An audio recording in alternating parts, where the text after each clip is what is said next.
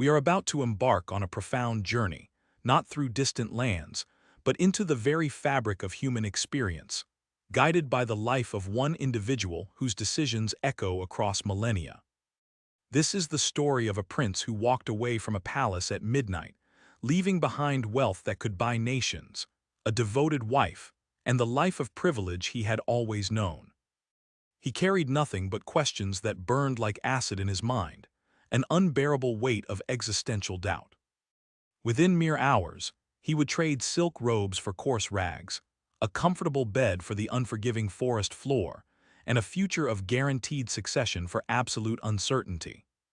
Most people witnessing such a radical departure would call this the story of a man losing his sanity, a descent into madness driven by an unbearable reality. But history, in its vast perspective, calls this moment the birth of one of humanity's most penetrating investigations into the nature of reality itself. In the 6th century before the Common Era, in the region that is now Nepal, Prince Siddhartha Gautama lived a life meticulously shielded from the harshness of the world. His father, King Suddhodana, a ruler of the Shakya clan, had constructed an elaborate paradise for his son, ensuring that the young prince never encountered sickness, old age, or death. Palaces were filled with beauty, music, and pleasure, all designed to keep the reality of suffering at bay. Siddhartha was married to Princess Yasodhara, and they had a son, Rahula. By all accounts, it was a life of unparalleled comfort and security, a gilded cage meant to ensure his happiness and, by extension, the continuation of his royal lineage. Yet, as Siddhartha grew into manhood, the carefully constructed illusion began to crack. We can imagine the whispers of a world beyond his father's walls, the briefest glimpses of a different truth that seeped through the cracks. It is said that it was not one, but 4 encounters that shattered his protected existence. A frail old man, a man racked with disease, a corpse being carried for cremation, and finally, a serene ascetic who had renounced the world. These were sights his father had forbidden, yet they became the catalysts for an awakening. The prince, who had known only pleasure and perfection, was confronted with the universal nature of human suffering. This knowledge ignited a profound internal conflict, a relentless questioning of the purpose and meaning of life when such inherent pain existed. The decision to leave was not impulsive, but the culmination of a deep, gnawing dissatisfaction. His wealth, his status, his family, none of it could shield him from the stark reality of impermanence and suffering that he had now glimpsed. He saw the inherent contradiction, a life of pleasure built upon a foundation of inevitable decay and pain. This realization drove him away from the only world he knew, a world of luxury and guaranteed outcomes, towards the unknown. He sought not escape, but understanding. The questions he carried were not born of personal grievance, but of a universal human predicament that his privileged life had somehow rendered him uniquely equipped to confront. His renunciation meant an immediate and drastic alteration of his physical circumstances. The soft silks were exchanged for the rough, coarse robes of a wandering ascetic. His royal bed was replaced by the cold, hard ground of the forest, under the open sky. His meals, once prepared by devoted servants, became whatever he could subsist on through begging. This was not a path chosen by a man seeking material comfort or worldly power. It was a deliberate embrace of hardship, a physical manifestation of his internal quest to understand the extremes of human existence. He sought to strip away all artifice, all privilege, to find a truth that was unvarnished and universally applicable. From an external perspective, this radical shedding of identity and comfort could easily be misconstrued as a collapse. To leave behind a kingdom, a wife, a child, and a life of guaranteed comfort for an existence of begging and homelessness would appear to many as the actions of someone who could no longer cope with reality. It is a path that defies conventional logic, the instinct for self-preservation, and societal expectations of responsibility. This is the point where the narrative diverges, where simple observation can be profoundly misleading. The apparent dissolution of his princely life was, in fact, the necessary crucible for a transformation of immense historical significance. What followed was not madness, but the beginning of an extraordinary investigation into the nature of reality, suffering, and liberation. Prince Siddhartha, now an ascetic, embarked on a rigorous spiritual quest, experimenting with extreme austerities and seeking wisdom from various teachers. He sought to understand the root cause of suffering and to find a path that led beyond it. This intense period of searching, questioning, and ultimately deep introspection laid the groundwork for the insights that would redefine spiritual thought for billions. His quest was not merely personal. It was a profound attempt to unravel the fundamental principles governing existence for all sentient beings. The prince, Siddhartha Gautama, was not merely a man seeking personal solace.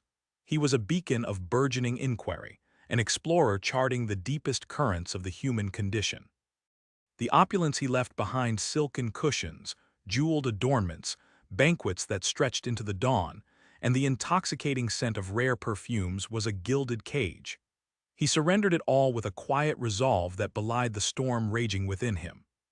His only possessions were the unanswered questions, sharp and relentless, that gnawed at his soul, each one a burning ember in the velvet darkness of his palace chambers. What was the nature of this pervasive dissatisfaction that even a life of unparalleled privilege could not assuage? Why did beauty fade? Why did joy inevitably give way to sorrow? And why did every pleasure carry the seed of its own eventual loss? He left his sleeping wife, Yasudhara, and their infant son, Rahula, a sacrifice of unimaginable personal pain, a testament to the overwhelming urgency of his mission.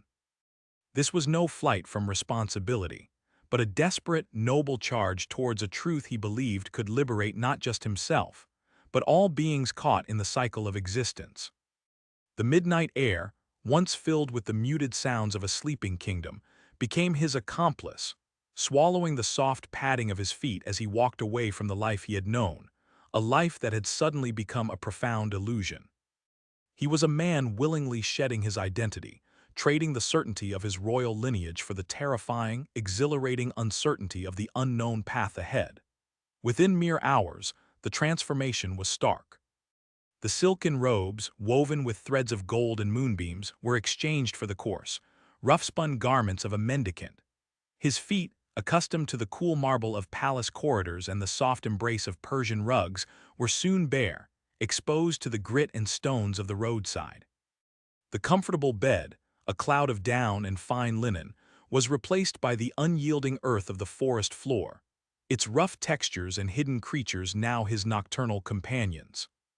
He sought out the most austere hermits, the most rigorous ascetics, and embraced their practices with a ferocity born of deep conviction. He chewed upon thorns to keep hunger at bay, stood for days on end until his limbs turned to stone, and meditated in the chilling embrace of icy streams, seeking to purge the body and mind of all desire, all attachment, all sensory input that could cloud his vision. To the world, the story of a prince abandoning his birthright, his family, and his security for a life of hardship and uncertainty would, in many circles, sound like the tale of a man succumbing to madness. What sensible person would trade a kingdom for a begging bowl, a life of ease for one of constant suffering, and the love of a family for the cold embrace of solitude? He was expected, by many standards of his time and ours, to be broken, delusional, or perhaps simply indulging in an extreme form of melancholic fantasy. Yet this seemingly irrational act, this plunge into the abyss of physical and mental extremity, was precisely what history would later recognize not as a descent into madness, but as the astonishing, courageous birth of one of humanity's most penetrating investigations into the fundamental nature of reality and suffering. His initial experiments were radical, pushing the boundaries of human endurance. He would subsist on a single grain of rice a day, feeling his body waste away until his bones protruded like the spars of a shipwreck. He endured scorching sun and freezing rain, convinced that by annihilating the physical self, he could transcend the limitations of ordinary consciousness. He sought out teachers renowned for their asceticism, absorbing their doctrines, practicing their disciplines with unwavering dedication. He learned to enter profound states of trance, to manipulate his breath until it seemed to cease altogether, to still his mind to a point of utter emptiness. For years, this was the rhythm of his existence. The relentless pursuit of purity, the fervent belief that the body was a prison to be starved into submission, and that through extreme self-denial, the doors to ultimate truth would creak open. He sat at the feet of masters who taught him to cultivate detachment through yogic postures and breath control, reaching states of consciousness so deep they felt like dissolution. He listened to philosophers debate the nature of the soul and the cosmos, yet found their intellectual constructs ultimately unsatisfying.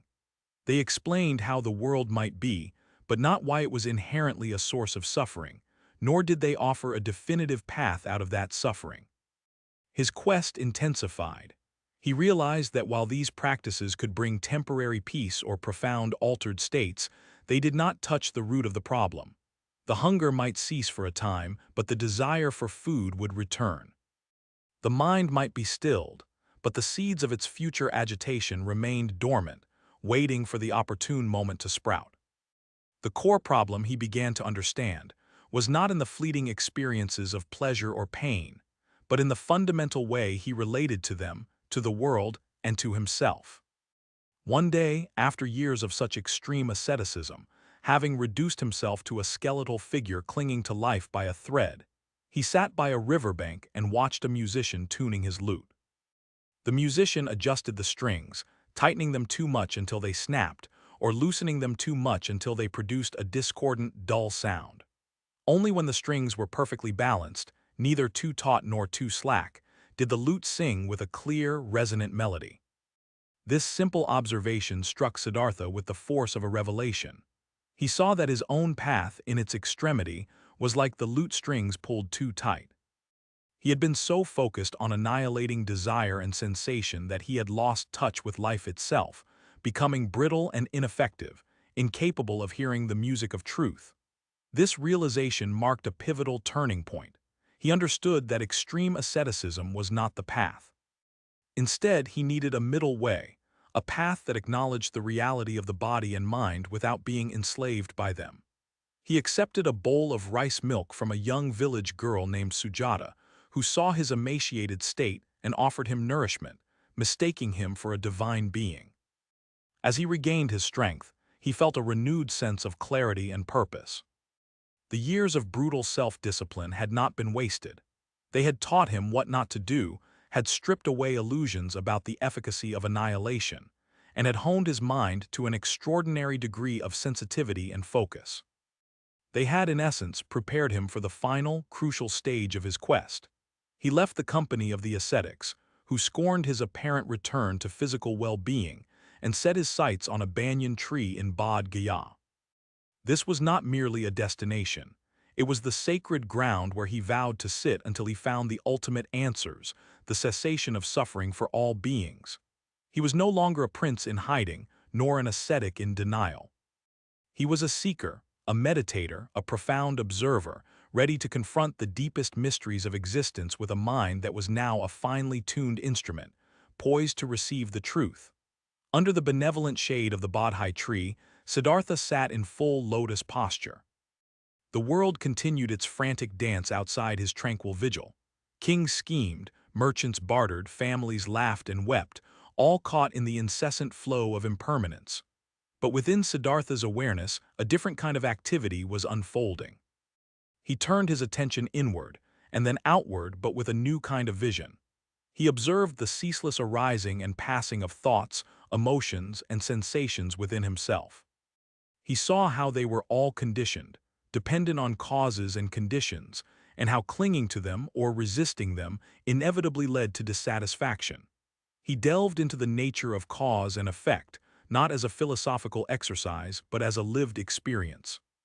He traced the chain reaction of suffering, how ignorance led to the formation of volitional actions, how these actions led to consciousness, how consciousness gave rise to name and form, how name and form led to the six sense organs, how contact between the senses and their objects led to feelings, how feelings gave rise to craving, how craving led to clinging, how clinging led to the process of becoming, how becoming led to birth, and how birth inevitably led to aging, death, sorrow, lamentation, pain, grief, and despair.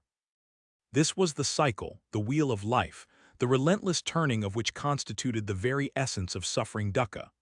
Mara, the embodiment of temptation, delusion, and death, assailed him. Mara sent his daughters, desire and discontent, to lure him away. He sent armies of demons, storms of fire, and visions of power and pleasure. But Siddhartha, now identified as the Buddha the Awakened One, stood firm. His shield was wisdom, his sword was mindfulness. He did not fight Mara with anger or fear, but with understanding. He saw these temptations as projections of his own mind, conditioned patterns that could be observed and transcended, not battled. He realized that true liberation came not from destroying these forces, but from understanding their illusory nature and their root in ignorance. As the dawn approached on that momentous day, under the ancient banyan, the final veils of ignorance were lifted. The Buddha saw the interconnectedness of all things, the impermanence of all phenomena, and the possibility of a state of being free from suffering. He realized that suffering was not an external punishment, but an internal construct, a result of our misperception of reality. The Four Noble Truths crystallized within him, the distilled essence of his profound awakening. The truth of suffering dukkha, the truth of the cause of suffering samudaya, craving, attachment, ignorance, the truth of the cessation of suffering nirodha, nirvana, and the truth of the path to the cessation of suffering magga, the Noble Eightfold Path. He understood that the path was not one of extreme indulgence or extreme asceticism, but a balanced approach. Right understanding, right thought, right speech, right action, right livelihood, right effort, right mindfulness, and right concentration. This path was a practice, a way of living, a gradual unfolding of wisdom and compassion, accessible to anyone willing to walk it. The silence of the night was broken not by battle cries, but by the quiet, profound dawning of enlightenment. The universe seemed to hold its breath as a single human being, through sheer persistence and luminous insight, discovered the key to ending suffering. The Buddha did not hoard this revelation. His first thought, even in the glow of his own liberation, was of others. He knew that the path he had discovered was not just for him, but for all sentient beings who wished to escape the cycle of pain and rebirth. His quest, which had begun with the personal anguish of a sheltered prince, had culminated in a universal offering, a promise of freedom that transcended caste, creed, and circumstance. The wisdom he had unearthed was not a secret doctrine for an elite few, but a practical guide for the liberation of all humanity, a beacon of hope shining through the ages, illuminating the way out of the darkness of suffering and into the light of lasting peace. The world would never be the same. After his profound awakening, the mind of the one we come to know as the Buddha turned inward, not just to understand his own liberation, but to systematically dissect the nature of suffering for all beings. His analysis revealed a fundamental truth about human dissatisfaction. All three primary forms of craving, though seemingly different, share a common, underlying mental structure. This was not a mere observation, but a precise diagnosis of the human condition.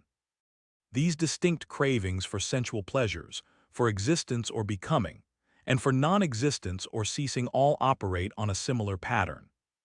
Their common thread lies in consciousness projecting its sense of well-being, its perceived security, or its very identity onto something other than the present moment. The mind actively seeks to anchor its contentment, its feeling of being okay, onto external objects, experiences, or even abstract states of being, rather than resting in the immediate reality. This constant outward projection creates a fundamental disconnect. Whether the mind is actively seeking pleasure, striving to become a particular kind of person or achieve a certain status, or desperately trying to escape from pain, fear, or an undesirable state of being, the core mechanism remains the same. In each instance, consciousness is not truly present with what is. It is either pursuing a future pleasure, solidifying a future self, or recoiling from a perceived future threat, always leaving the present moment unexamined and unfulfilled. This relentless pursuit or avoidance signifies a deep internal unrest. This outward projection and constant seeking results in a perpetual state of psychological displacement, a pervasive sense of being in the wrong place or not quite right. It is the subtle, often unacknowledged feeling that happiness is always just out of reach, that we are constantly striving for something more, or that we are fundamentally lacking. This profound sense of unease, this feeling of not belonging to oneself in the present, is a direct consequence of the mind failing to find its true ground. To illuminate this complex process, he identified a precise sequence of mental events that unfolds within our minds thousands of times each day, often without our conscious awareness. This intricate dance of perception, feeling, and reaction forms the basis of how craving arises and perpetuates itself, binding us to the cycle of suffering. It begins with contact, leading to feeling, which then ignites the spark of craving, followed by clinging, and eventually the manifestation of dissatisfaction and its attendant forms of suffering. This detailed mapping of mental causation provided a way to understand, and ultimately to interrupt, the very roots of our discontent, usually be operating below the threshold of conscious awareness. These moments, though fleeting, accumulate, forming the bedrock of our habitual patterns of mind, and consequently, our experience of the world. The Buddha's genius lay not just in identifying these patterns, but in dissecting them with extraordinary precision, revealing a causal chain that, once understood, could be untangled. He meticulously outlined a sequence, a dynamic interplay of mental and physical phenomena that repeats ceaselessly. It begins with contact facet. This is the moment when a sense organ meets its object. The eye sees a form, the ear hears a sound, the nose smells an aroma, the tongue tastes a flavor, the body feels a sensation, and the mind cognizes a thought or concept. This contact is neutral in itself. It is merely the occasion for experience to arise. Following contact, there is feeling vedana. This is the affective tone of the experience, pleasant, unpleasant, or neutral. A beautiful sight might give rise to pleasant feeling, a harsh sound to unpleasant feeling, and a fleeting thought might evoke a neutral feeling. It is crucial to understand that this feeling is not yet craving, nor is it clinging. It is simply the immediate, raw sensation arising from the interaction between sense organ, object, and consciousness. Here is where the critical juncture occurs, the point where the potential for suffering is ignited. The feeling, particularly if it is pleasant or unpleasant, acts as a prompt for craving tanha. This craving manifests in three principal forms, yet all share a common underlying structure: a fundamental dissatisfaction with the present moment that compels the mind to seek something else for its sense of well-being. Whether the craving is for sensual pleasures, for existence, or for non-existence, it invariably involves consciousness projecting its desired state of happiness or contentment onto something other than present reality. The first form is craving for sensual pleasures, kama tanha. This is the desire for agreeable sensory experiences, for beautiful sights, pleasing sounds, delicious tastes, comforting smells, pleasant touch, and agreeable thoughts. When we experience something pleasant, kama tanha arises. May I experience this again, or may this pleasure continue? Conversely, when we experience something unpleasant, kama tanha also arises in a different guise. May this unpleasantness cease, or may I escape from this? This aspect of craving is the engine of hedonism, the relentless pursuit of what feels good and the avoidance of what feels bad. The second form is craving for existence or becoming, bhava tanha. This is the more subtle, yet often more potent, craving for continued existence, for permanence, for identity, for the perpetuation of the self. It is the desire to be something, to maintain a particular state, to achieve a certain status, to become a better version of oneself, or even to achieve immortality. It fuels ambition, aspiration, and the attachment to our sense of self, our beliefs, our possessions, our relationships, and our very identity. May I continue to exist, may I become this, may I remain as I am. This form of craving is deeply entrenched in our desire for security and significance. The third form is craving for non-existence or unbecoming, vibhava tanha. This is the equally potent craving for things to not exist, for cessation, for annihilation. It is the desire to escape from unpleasant experiences, from pain, from suffering, from existence itself. This is the desire behind self-harm, suicide, escapism through addiction, or simply the wish that certain difficult situations or even the current moment would simply vanish. May this cease to be, may I not exist in this state, may I be free from this suffering. While seemingly opposite to bhava tanha, it is still a projection of well-being onto something other than the present reality specifically, onto a state of absence or cessation. In all these three forms, the mind is constantly projecting its sense of well-being onto something other than present reality. It is never fully at peace with what is. The mind is forever seeking, perpetually believing that true happiness or relief lies just beyond the current experience, in a future state, a past memory, or an imagined scenario. This creates a perpetual state of psychological displacement, a constant sense of being in the wrong place, of not yet arriving. We are perpetually chasing a horizon that recedes as we approach it. This ceaseless projection and pursuit, driven by the feeling arising from contact, leads directly to clinging, upadana.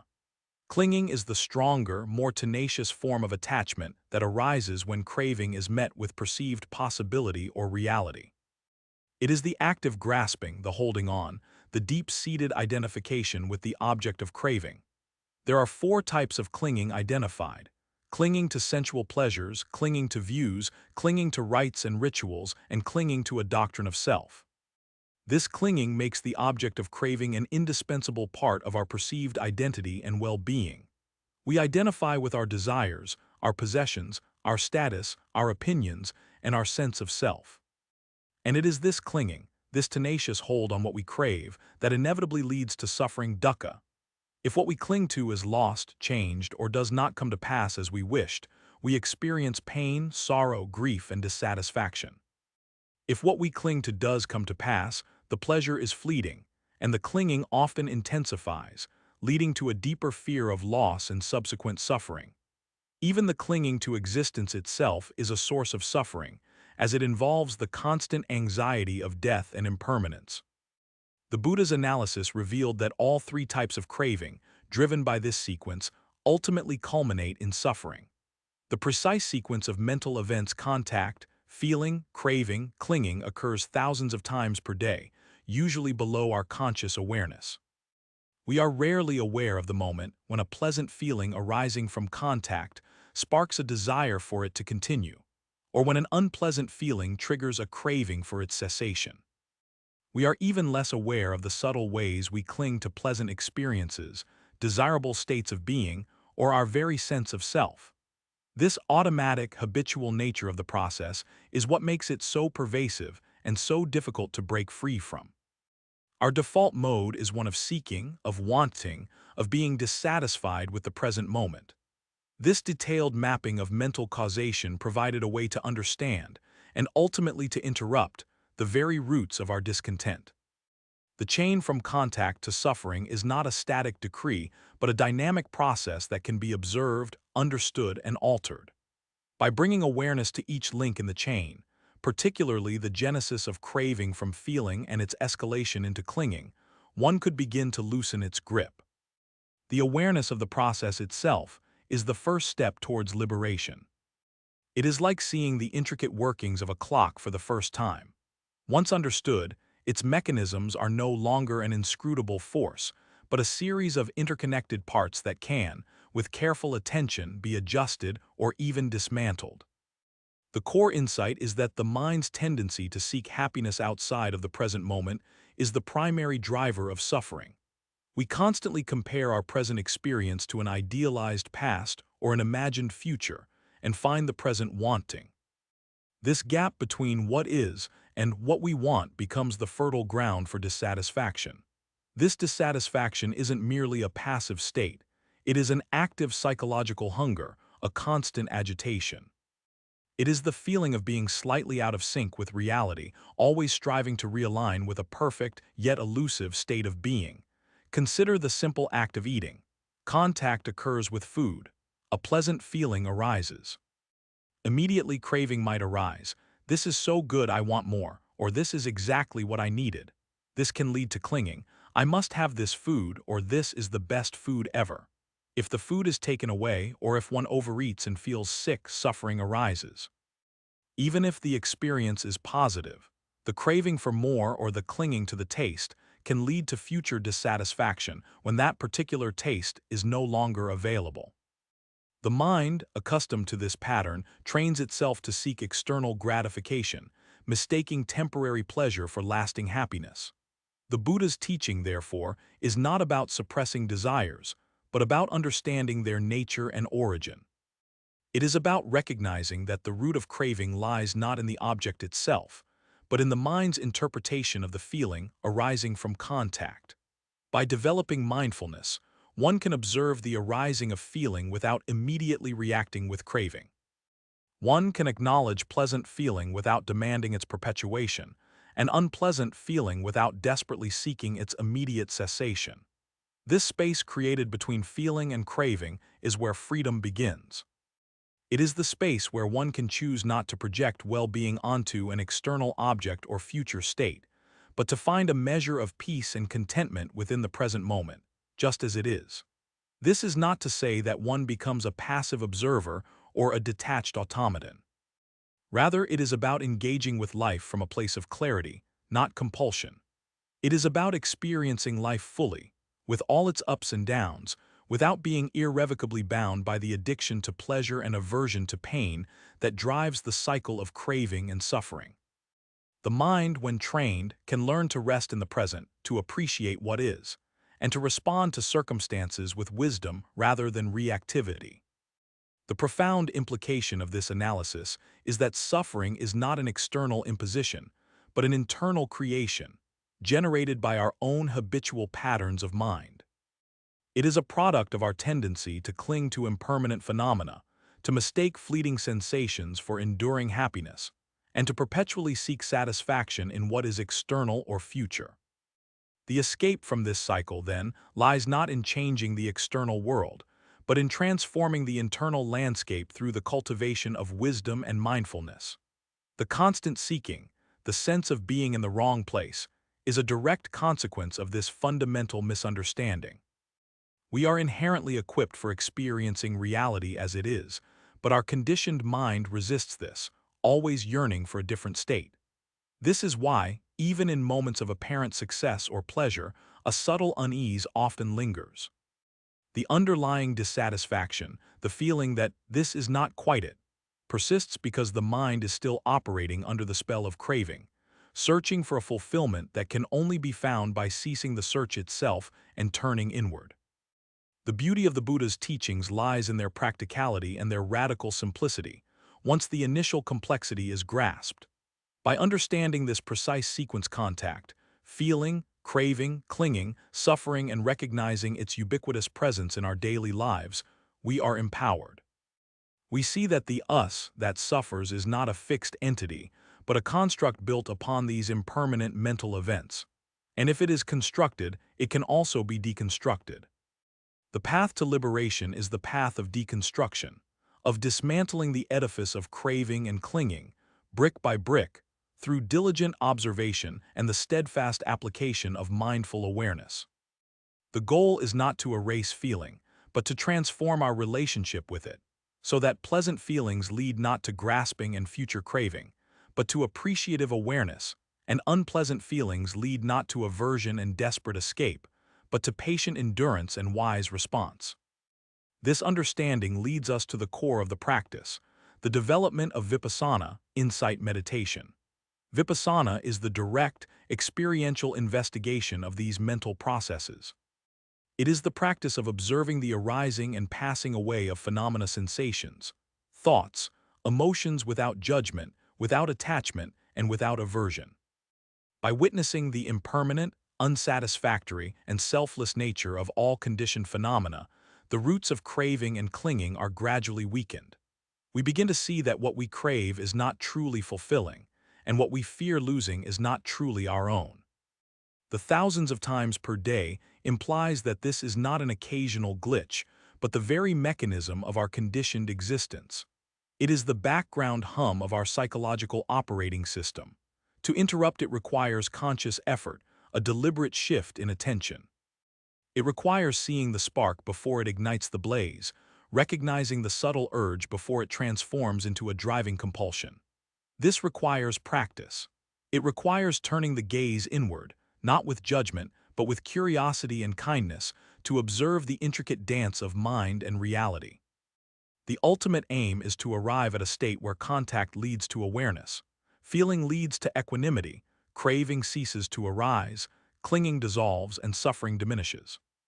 It is a state of profound peace, clarity, and freedom, not by seeking an external paradise, but by understanding and transforming the internal landscape that has, until now, been the source of our deepest dissatisfaction. The path laid out by the Buddha is not one of faith in dogma, but of empirical investigation into the nature of one's own mind, leading to verifiable insights and profound, lasting transformation. To grasp the full impact of this journey, we must now turn to the practical application of theory, a stage where knowledge begins to transform into lived experience. This transition is not merely academic. It demands a dedicated turning inward, an active observation of the mind's own operations. The theoretical framework, once studied and understood on an intellectual level, now requires rigorous verification through direct, sustained attention to one's own thought processes and emotional currents as they unfold in the present moment. This phase is about moving from simply knowing about something to truly seeing it in action. It involves a deliberate practice of watching the mind without judgment, noticing the subtle shifts, the arising and passing of mental states, and the underlying patterns that shape our perceptions. Without this empirical verification within one's own consciousness, the initial learning remains a collection of abstract ideas, disconnected from the messy, dynamic reality of being human. The commitment here is to honest self-inquiry, accepting whatever is observed as data for deeper comprehension. As this diligent observation continues in real time, a profound shift begins to occur. The practitioner starts to notice, with increasing clarity, the intricate dance of craving. They see how desire, the wanting of things to be different from how they are, operates moment by moment. Crucially, this awareness reveals the direct link between craving and vulnerability, showing precisely how attachment to desired outcomes or aversion to unwanted ones opens us up to suffering. It is in this detailed, unvarnished view that the true nature of our internal struggles becomes apparent. This is not a passive recognition. It is an active, often challenging, witnessing of one's own internal mechanics. One observes how attachment to pleasant experiences leads to grasping, and how fear of loss or discomfort fuels further craving. This detailed examination allows for a deconstruction of how specific desires, when unmet or threatened, create emotional turbulence and a sense of precariousness, demonstrating in practice the very vulnerabilities that the initial theories warned against. With sustained practice, the nature of this understanding evolves significantly. What began as a conscious, effortful act of observation gradually becomes effortless, intuitive, and immediate. The insights gained are no longer something one has to actively recall or deduce. They become an inherent part of perception. This deep-seated comprehension means that reactions are no longer delayed or analytical, but arise from a place of ingrained wisdom. This transition marks a fundamental change in how reality is apprehended. The mind, free from the constant need for cognitive processing and analysis, begins to function with a natural clarity. It is akin to learning to walk. Initially, it requires intense concentration and deliberate effort, but eventually it becomes an automatic, fluid movement. In this state, one simply sees reality as it is, without the interpretive filters of ego, desire, or ingrained assumptions, allowing for a more direct and unmediated experience of the world. This entire process, this journey from theory to intuitive understanding, is fundamentally guided by the quality of one's motivation. The second factor of right intention underscores the importance of cultivating the proper reasons for engaging in such profound self-observation and practice. Without the right intention, the practice can become self-serving, or worse, lead to frustration or a misguided sense of superiority. Right intention in this context is not about a grand, selfless ambition from the outset, but about a genuine, wholesome aspiration towards well-being, clarity, and freedom from suffering, for oneself, and by extension for others. It is about approaching the practice with kindness, patience, and a sincere wish to understand the truth of one's own experience, rather than seeking mere intellectual achievement or a superficial cure. This foundational motivation ensures that the insights gained are not only accurate but also ethically grounded, fostering a path of genuine growth and compassion. Foundation for the entire path. It is not merely about acquiring knowledge, but about cultivating a specific quality of mind that is conducive to deep insight and transformation. This involves consciously directing our energy and focus towards intentions that are rooted in non-harming, compassion, and wisdom. Right intention, therefore, is the ethical compass that guides our practice, ensuring that our efforts are directed towards genuine liberation rather than towards superficial gains or reinforcing unwholesome patterns. It means intentionally choosing to move away from intentions fueled by greed, aversion, and delusion, and instead cultivating intentions that are clear, altruistic, and aligned with the pursuit of truth and well-being. This is not a passive state but an active cultivation, a constant tending of the inner landscape to foster wholesome states and diminish unwholesome ones. It is the deliberate turning of the mind towards what is beneficial, both for oneself and for others, setting a positive trajectory for all subsequent inquiry and practice. This theoretical foundation, fortified by the clarity of right intention, then needs to be verified through direct observation of your own mental processes. The insights that arise from scripture, teachings, or even intellectual contemplation are starting points, hypotheses to be tested. True understanding, the kind that liberates, arises from empirical evidence gathered from the laboratory of your own mind. This involves a commitment to looking honestly at what is happening within you, moment by moment, without distortion or denial.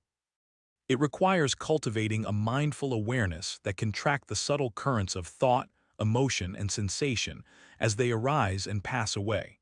This is where the rubber meets the road. You begin to notice how craving actually operates in real time. You start to see the myriad ways the mind reaches out, grasps, and tries to control experience. It might manifest as a subtle urge for more pleasant sensations, an aversion to discomfort, a desire for something to be different than it is, or a clinging to a particular thought or belief. You witness how attachment, whether to pleasant experiences, to possessions, to relationships, to ideas about yourself, or even to the outcome of your practice, creates vulnerability. Attachment is a form of clinging, a resistance to the natural flux of reality. When we are attached, we place our sense of well-being, our equilibrium, in the hands of things that are inherently impermanent and subject to change. This is the root of vulnerability, because it means we are perpetually setting ourselves up for disappointment, anxiety, and suffering when these impermanent phenomena inevitably shift, decay, or disappear. For instance, you might be practicing meditation, aiming for a state of calm. If you become attached to the idea of achieving a perfect, unwavering calm, you create a subtle tension. The moment your mind wanders or an unpleasant sensation arises, you experience a sense of failure, a subtle aversion to the present reality. This aversion, this disappointment, is the suffering that arises from attachment to a desired outcome. Right intention helps here by reminding you to approach the practice with a sincere wish to understand, rather than a demand for a specific result. But the observation is what reveals the subtle mechanisms of attachment at play, even within the intention itself. You see the mind's tendency to project desires onto the present moment, and how this projection immediately colors your experience, often leading to a subtle form of dissatisfaction if the present doesn't match the projected ideal. Observing craving is like watching a sophisticated, internal mechanism at work. It's not always a dramatic urge. Often it's a quiet hum of dissatisfaction, a background noise of not enough or not right. You notice it when a pleasant feeling arises, and the mind immediately wants it to last, to intensify, or to be repeated. You notice it when an unpleasant feeling arises, and the mind recoils, trying to push it away, to escape it, to make it disappear. You see how these desires, these pulls and pushes, are constantly shaping your behavior and your inner state. This constant seeking, This dynamic of wanting and not wanting is what the teachings refer to as the engine of suffering. The crucial insight here is that this is not an abstract concept. It is a lived reality observable within your own consciousness. When you practice mindfulness, you become a scientist of your own inner world. You learn to identify the specific conditions under which craving and attachment arise. You see that they are not inherent flaws in your character, but rather habitual patterns of response, conditioned reactions of the mind. And with this clear seeing, the power they hold over you begins to diminish. You start to see that the suffering isn't caused by the unpleasant sensation itself, but by the mind's aversion to it. Similarly, the fleeting nature of a pleasant sensation doesn't cause suffering, but the attachment to it, the desire for it to continue, does. As this observation becomes more consistent and refined, a significant shift begins to occur. Eventually, if practice is sustained, this understanding becomes intuitive and immediate rather than a slow, analytical process. The intellectual grasping of concepts like craving and attachment begins to dissolve, replaced by a direct, visceral knowing. It's like learning to ride a bicycle. At first, you think about every movement, pedal, balance, steer, but eventually it becomes second nature. You no longer need to consciously process the mechanics of staying upright. Similarly, with sustained practice, the recognition of craving, attachment, and their resultant vulnerability becomes instantaneous. You don't need to pause and think, this feeling is craving. Instead, you simply feel the arising of the urge, the grasping, or the aversion, and simultaneously you recognize its nature and its consequence, its impermanence, its potential to lead to suffering.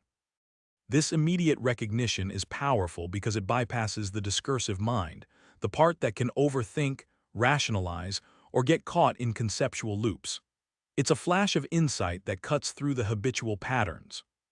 This leads to a state where you simply see reality clearly without needing to think about what you're seeing.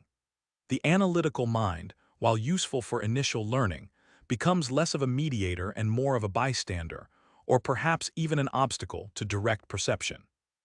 When you observe a situation, a feeling, or an interaction, your mind doesn't immediately jump to judgment, analysis, or a narrative construction. Instead, you perceive the raw data of experience directly.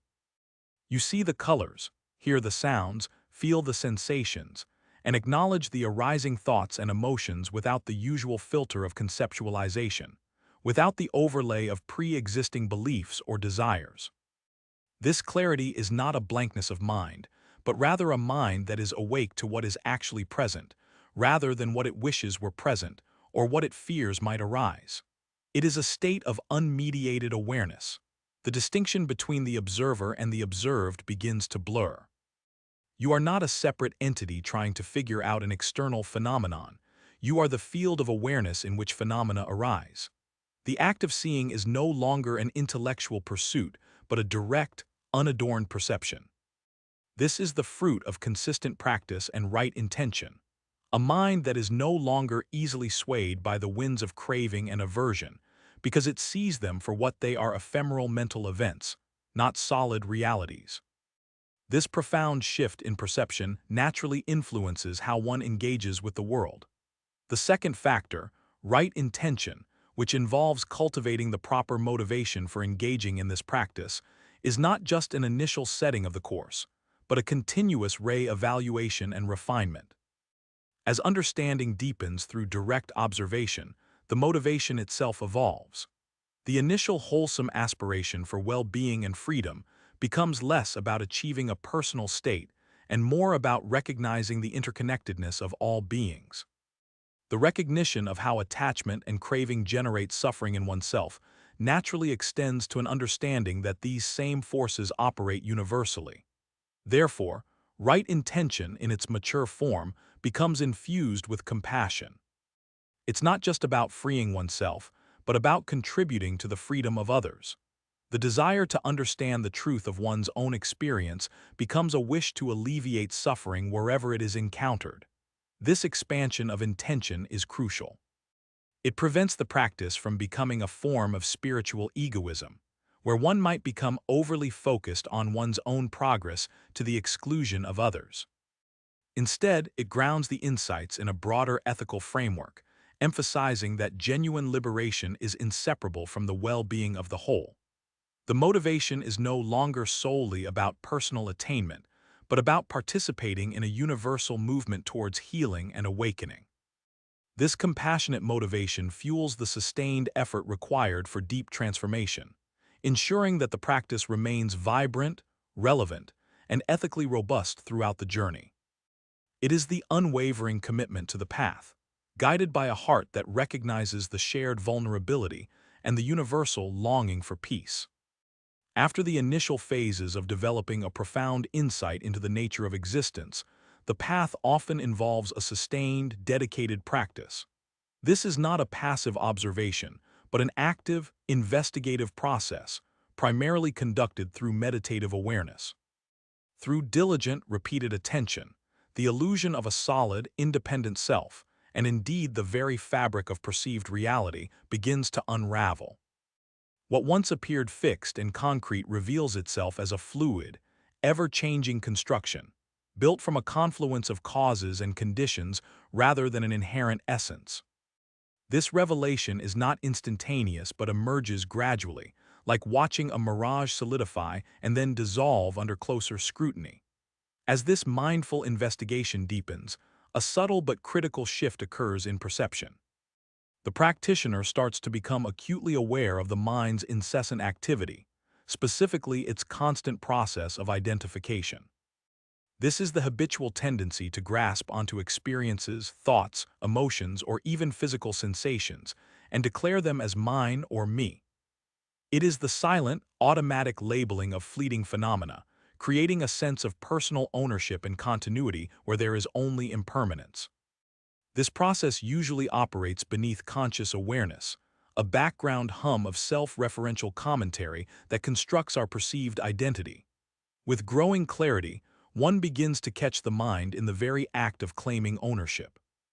It is seen actively asserting that this is my feeling, this is my thought, or this is my body. More significantly, the mind is observed creating elaborate narratives, weaving a continuous story about who I am based on these identified elements.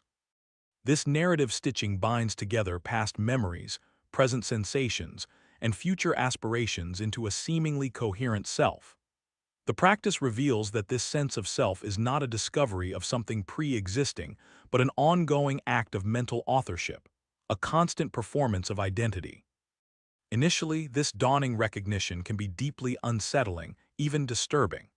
It challenges the most fundamental assumptions upon which our daily lives are built, particularly the unwavering belief in a stable, enduring self. For many, this existential bedrock provides a sense of security and purpose. To see it questioned or dissolved can provoke anxiety, confusion, and a profound sense of disorientation. The familiar ground of one's own identity begins to feel unstable, like standing on shifting sands, which can be a frightening experience for someone accustomed to the illusion of permanence. This leads to one of the most profound and perplexing questions arising from such an investigation. If there is no solid, inherent self, then who, precisely, is having these experiences? If identification is merely a mental process, and the self a constructed story, what is the nature of the experiencer itself? This is the point where conventional understanding breaks down, pushing beyond the limits of conceptual thought. It is the inquiry into the nature of consciousness or awareness that underlies all phenomena, a dimension that resists being defined or claimed as a singular entity, leaving one with the stark reality of an existence devoid of a fixed personal core. Experiences. If identification is merely a mental process, and the self a constructed story, what is the nature of the experiencer itself? This is the point where conventional understanding breaks down, pushing beyond the limits of conceptual thought. It is the inquiry into the nature of consciousness or awareness that underlies all phenomena, a dimension that resists being defined or claimed as a singular entity, leaving one with the stark reality of an existence devoid of a fixed personal core. This profound disorientation arises not from a sudden void, but from the unraveling of a deeply ingrained illusion. For most of our lives, we operate under the assumption of a stable, continuous I, at the center of our being, a permanent self that thinks, feels, perceives, and acts. This perceived self, the ego, is our primary mode of navigation through the world. It is the architect of our personal history, the author of our aspirations, and the custodian of our memories. But when the investigative process, often initiated and sustained through dedicated meditative practices, begins to pierce this illusion, the foundations of this stable I start to tremble. The crucial element in this investigation is sustained meditative investigation, a process that, over time, systematically reveals the constructed nature of the self. It is not an intellectual exercise, but a direct, experiential inquiry. One begins by cultivating a heightened state of awareness, a clear, non-judgmental attention known as mindfulness. As mindfulness develops, you begin to notice the constant, subtle, and often automatic process of identification that usually operates beneath the surface of conscious awareness. What was once an invisible current now becomes observable. You start to catch the mind in the act. It is the moment when a sensation in the body arises, a twinge of pain, a feeling of warmth, and immediately the mind attaches an label and a story. My knee hurts, I am feeling cold, this is my discomfort. Or a thought appears, I should call him, this is a good idea, I am worried. The mind with incredible alacrity claims ownership. I am thinking this, I am feeling this. I am the one who needs to call him. It stitches together a continuous narrative thread, weaving these transient mental events and sensory inputs into a seamless tapestry of me. This relentless activity is the mind's way of maintaining the illusion of a solid, coherent self, constantly reinforcing its existence by appropriating every arising experience. Initially, this recognition can be quite disturbing, even frightening. It challenges the most fundamental assumptions we hold about ourselves and our reality. The idea of a stable self is not just a philosophical concept. It is the bedrock of our identity, our sense of agency, our feeling of continuity from one moment to the next. If there is no solid, unchanging I to which these experiences belong, then who is having them? This is the crucial question that emerges from the deconstruction of the ego. It feels like losing an anchor. Without the familiar me to hold onto, one can feel adrift, dissolved, or even annihilated. The security derived from a fixed identity, however illusory, is a powerful force, and its dismantling can trigger deep-seated anxieties. The fear often stems from a misunderstanding of what is being revealed. We imagine that the self we are investigating is the totality of our being. When we see that the self, constructed from thoughts, memories, and identifications, is transient and impermanent, we fear that our entire existence is impermanent. This is a natural reaction, akin to a wave fearing its own dissolution into the ocean, not realizing it is the ocean. The inquiry, however, points not to annihilation, but to a different understanding of existence. If there is no solid self, then who is having these experiences? This question, posed from the ground of direct observation rather than conceptual deduction, leads us to a profound realization. The experiencer is not a fixed entity, a distinct I residing within the body or mind. Instead, it is the very awareness in which all experiences arise and subside. Think of a movie screen. The screen is present for every scene, whether it's a joyous celebration, a tragic drama, a landscape, or a close-up of a face. The screen itself does not change. It is not the actor, nor the character, nor the plot. It is the silent, unchanging background upon which all the dynamic elements of the film play out. When a scene ends and a new one begins, the screen remains. It does not claim ownership of the images, nor does it feel joy or sorrow from them. It is simply the canvas for their appearance and disappearance. Similarly, the awareness that underlies our experience is not a subject that owns the objects of consciousness. It is not the thought, but the space in which the thought appears. It is not the emotion, but the field in which the emotion is felt. It is not the sensation, but the awareness that registers the sensation. This awareness is not a personal possession. It is universal, impersonal, and undivided. When mindfulness becomes sharp enough, one can directly perceive this process. A thought arises, I am bored.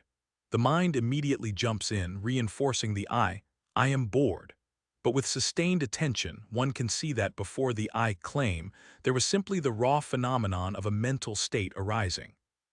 One can witness the thought appear, observe its content, and see it dissipate, all without identifying with it as mine.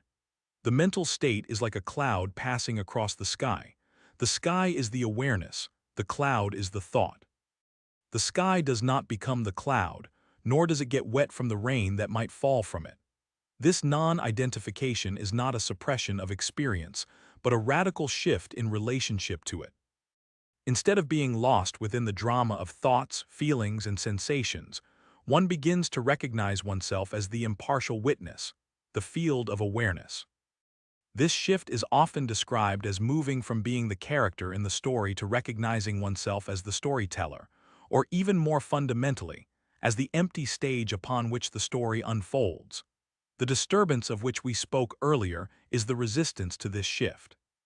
We are so accustomed to identifying with the character, the protagonist of our personal narrative, that letting go of this identification feels like a loss of self. This fear is compounded by the fact that the phenomena we commonly identify as self, our thoughts, emotions, memories, beliefs, even our body are all impermanent. They change from moment to moment, from day to day. If I am my thoughts and my thoughts are constantly changing, then I am constantly changing. If I am my emotions and my emotions fluctuate, then I am a variable entity. If I am my body which ages and changes, then I am a temporary form. The meditation investigation meticulously dissects these components of the apparent self. It observes the arising and passing of thoughts, the ebb and flow of emotions, the sensations that flicker and fade. It sees that none of these phenomena in themselves possess the enduring, solid quality we attribute to self. They are all transient, conditional events. When one sincerely investigates, who am I? In the midst of these changing phenomena, the answer always dissolves. The I that was thinking is gone when the next thought arises, or when the mind is silent. The I that felt joy is absent when sadness appears. The I that experienced something yesterday is not definitively present in the same way as the I experiencing now, beyond the continuity of memory and biological processes. This leads to the startling conclusion that the self we experience as a continuous, independent entity is, in fact, a composite of these fleeting phenomena, held together by the mind's storytelling and identification mechanisms. It is a pattern, a process, rather than a substantial thing. And the awareness in which these patterns play out is not a part of the pattern. It is the condition for the pattern's existence. The implication is that while the personal self, the ego, is indeed a construct and ultimately illusory in its perceived solidity, this does not imply that there is no experiencer. The experiencer is the fundamental awareness itself. This awareness is not mine in the sense of possession, but it is the very ground of being from which all personal experience arises. It is the capacity to know, to feel, to perceive. It is the light that illuminates the contents of consciousness. When the personal I is seen through, what remains is pure presence. It is a state of being that is not defined by content, nor by form, nor by narrative. It is simply awareness, open and vast, capable of containing all experience without being limited by it. This awareness is what is always present, prior to thought, prior to emotion, prior to sensation. It is the constant that is recognized when the variables are seen through. This recognition can bring a profound sense of peace and liberation. The burden of maintaining a fixed identity, of defending a precarious ego, begins to lift. The relentless internal chatter that seeks to define and validate me softens. Life becomes less about managing and protecting a personal self, and more about experiencing the unfolding of existence directly. The fear of death, for example, often stems from the fear of the annihilation of this fixed self. But if the true nature of the experiencer is this impersonal, boundless awareness, then death, as the dissolution of the personal form, does not affect this fundamental awareness. It is like the movie screen being unaffected by the actors leaving the set. The process of sustained meditative investigation, therefore, is not about destroying the self, but about realizing its true nature.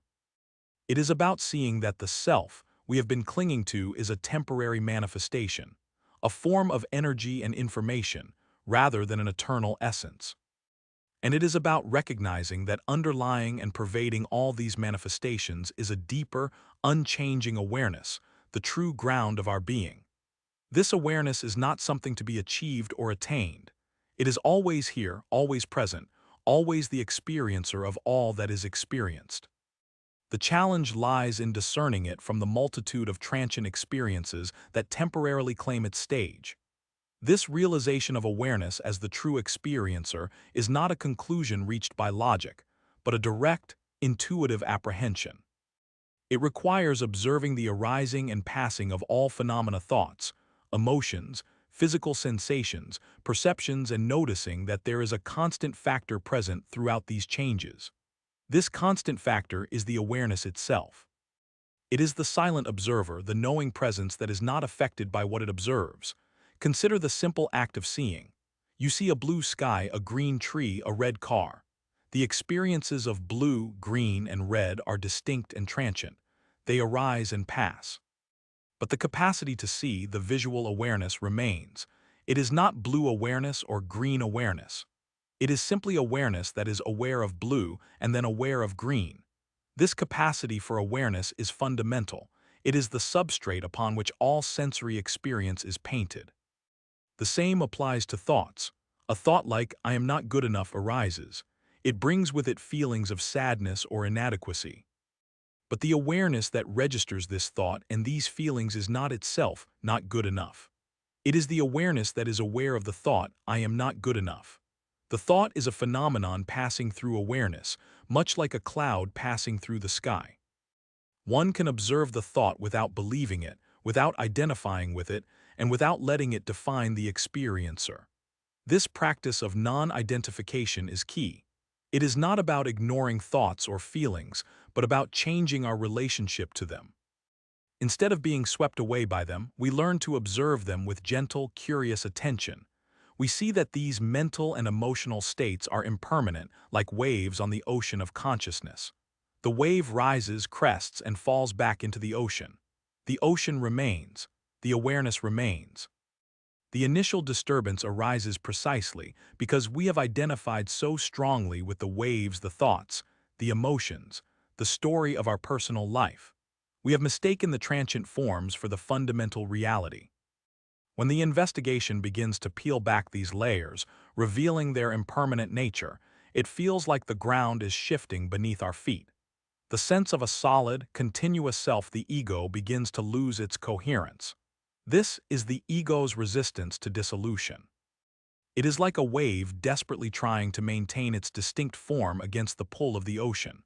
But the ocean does not destroy the wave. It is the very substance of the wave. Likewise, awareness is not destroyed by thoughts and emotions. It is the very awareness that experiences them.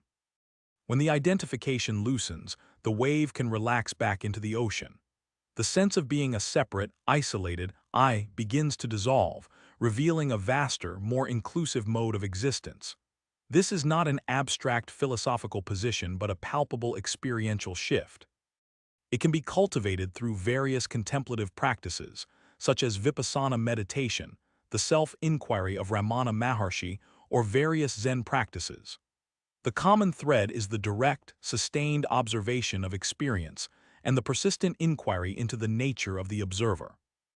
Ramana Maharshi's famous question, "Who am I?" is not an invitation to list one's attributes, possessions, or roles. It is a radical inquiry designed to trace the source of the I thought itself. When one asks, "Who am I?" and diligently follows that thread of inquiry, looking for the I that is thinking or experiencing, one invariably finds that the I dissolves into the awareness that is doing the seeking. The seeker and the sought merge. The personal self, the subject that claims ownership, is seen to be a temporary eddy in the flow of consciousness. What is left? Not nothingness, but a profound sense of presence, a silent knowing. It is the awareness that is always here, always the experiencer, yet is never a fixed object. It is the light by which all things are known, yet it is not itself a thing that can be seen or grasped. It is the space in which all phenomena appear and disappear, yet it is not affected by them. This shift from identifying with the content of experience thoughts, emotions, sensations, to recognizing oneself as the awareness in which these contents appear is the essence of liberation. The disturbance is the friction of this transition, the natural resistance of the ego to being seen through. But with persistence, the fear begins to subside, replaced by a growing sense of peace, clarity, and a deeper, more authentic connection to existence. The experiencer, no longer mistaken for the fleeting phenomena it witnesses, is recognized as the enduring, boundless ground of all being. The narrative of the self, while it may continue to play out in the external world, no longer has the power to obscure the fundamental reality of awareness. We can begin to understand the intricate workings of existence by observing the simplest phenomena. Consider a seed, a tiny vessel of potential. It does not sprout into a flourishing plant by sheer will or isolated effort. Its awakening depends entirely on its environment.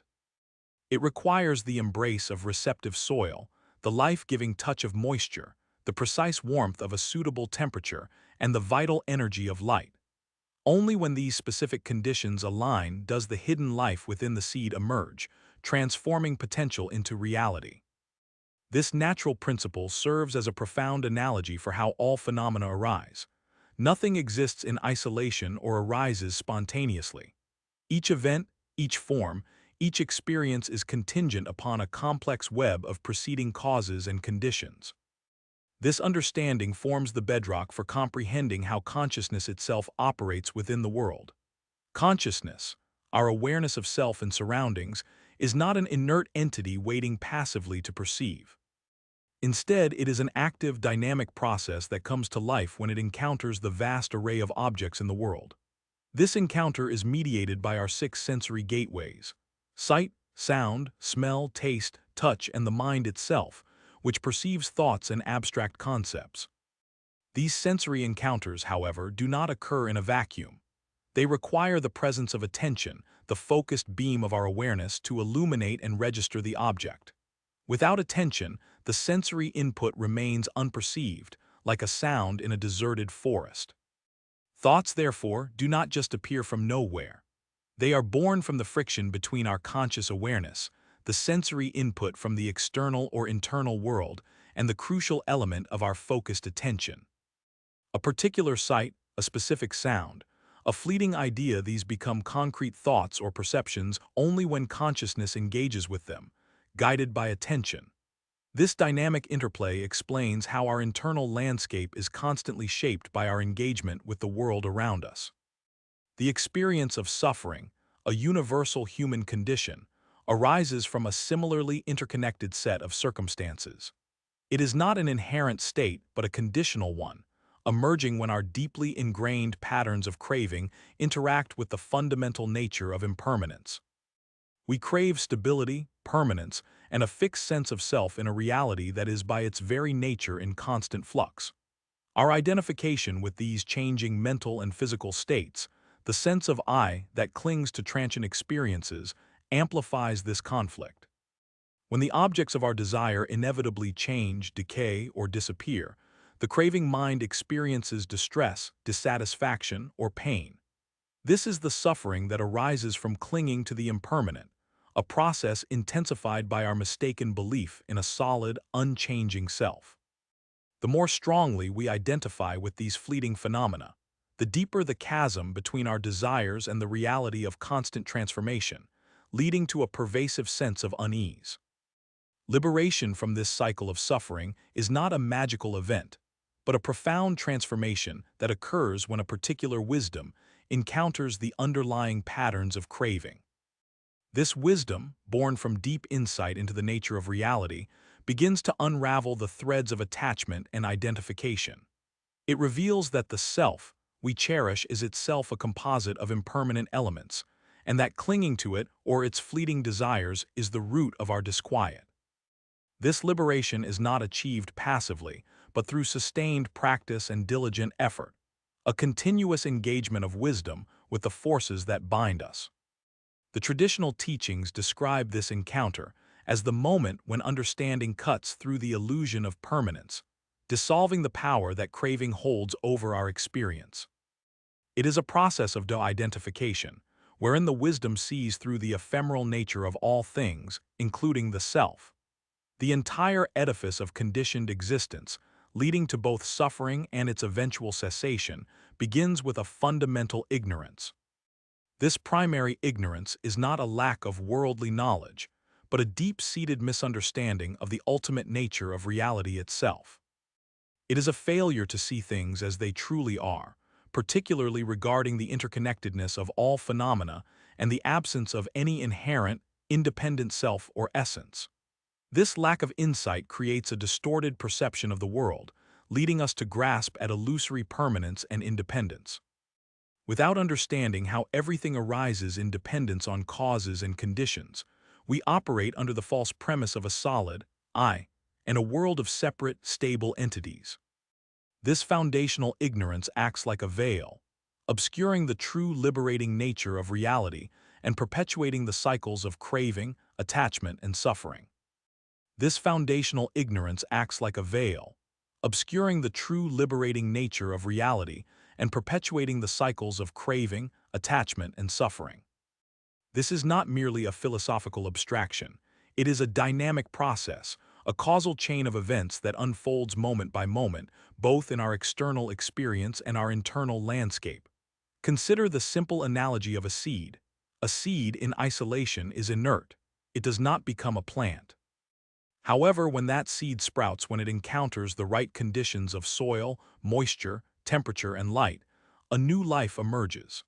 The plant is not an independent entity that sprang into being spontaneously. It is the product of the seed and its facilitating environment. Similarly, all phenomena, from the grossest physical objects to the most fleeting mental states, arise through a complex web of interconnected causes and conditions. Nothing exists in and of itself, independent of its antecedents and its context. This principle applies directly to our inner world. Our thoughts arise when consciousness encounters objects through the six senses in the presence of attention. When the eye sees a beautiful flower, the ear hears a melody, the nose smells a scent, the tongue tastes food, the body feels a touch, or the mind apprehends a concept or memory, consciousness engages with these sensory inputs. But it is the presence of attention, the act of focusing, that allows these encounters to crystallize into distinct thoughts, perceptions, and feelings. Without attention, the sensory data might pass by unnoticed, failing to form a coherent mental event. This is the arising of experience, a conditioned process. We mistake the resulting thought, the perceived object, or the emotional state for something solid, self-existent, and enduring. The critical juncture where ignorance and conditioned arising lead to suffering is when these impermanent phenomena become the objects of our craving and attachment, all while we remain identified with a fixed, independent self. Suffering appears when craving meets impermanence in the context of identification with changing constituents of experience. We crave pleasant sensations, pleasant states of mind, and the continued existence of things we like. Conversely, we crave the absence of unpleasant sensations, states, and things. Because all conditioned phenomena are inherently impermanent, they arise, change, and cease. Our attempts to cling to them or push them away are constantly met with the reality of their flux.